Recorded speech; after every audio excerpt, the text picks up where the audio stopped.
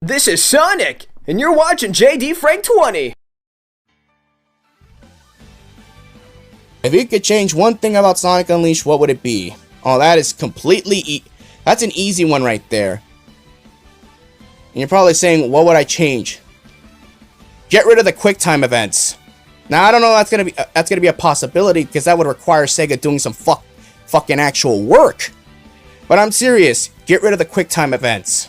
I hate the QuickTime events as regular Sonic. I cannot stand the QuickTime events when I'm going through a jump panel and then you have to enter a button sequence. Now, I know in the first few stages you only have to enter a 3-button sequence.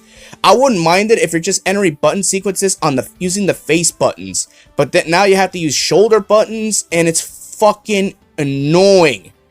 When you're playing a Sonic the Hedgehog title, why add QuickTime events? Now, I know for the Werehog, QuickTime events can help you get the quick kill. I get it, I understand, and they're a little bit slower.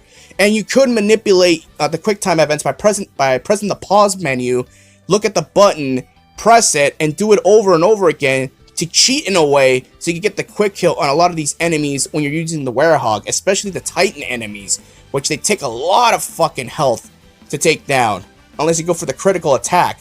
But for me personally, I would just change the QuickTime events. I hate the QuickTime events as regular Sonic, and they are god-awful in the Eggman shooting sections. They are terrible.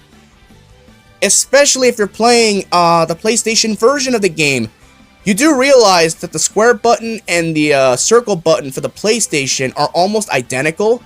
The square button is pink, the circle button is red.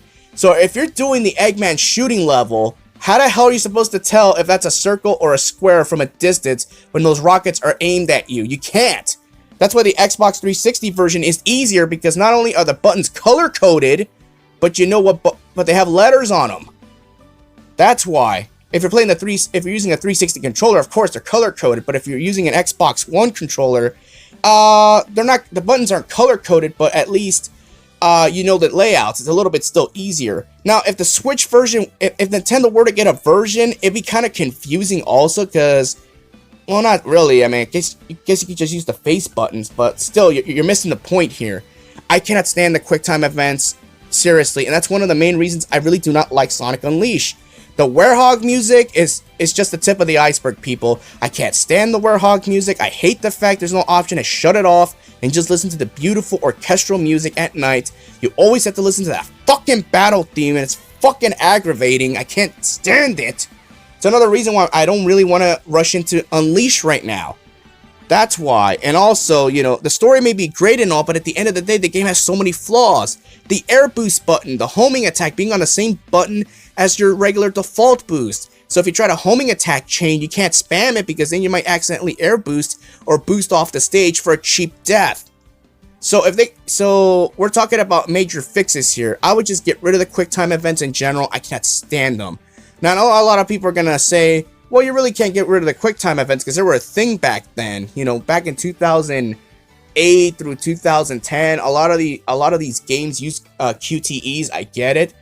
Bayonetta 1 being one of the biggest offenders of that. Why that fucking game is difficult. I wonder why. Because of all the bullshit QTE events. That's why. I don't mind QuickTime events if they're simple and get to the fucking point. But when you're trying to enter a 5-button sequence, and if you fail at it, you get a cheap death. I don't like that. That's why Eggman Land is considered to be the most difficult level in the history of the Sonic franchise. Nothing comes remotely close after that. Seriously. Let alone try to get an S rank in that fucking stage. Believe me, I tried. It's not easy.